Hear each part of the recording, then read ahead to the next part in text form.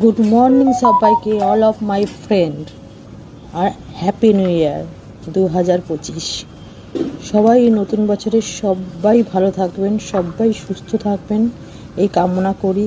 জানি না আমার কামনাতে আপনারা থাকবেন কি না, কিন্তু তাও চেষ্টা করবেন সব সময় দুঃখের মধ্যেও সুখে থাকার। সেটা খুব দরকার।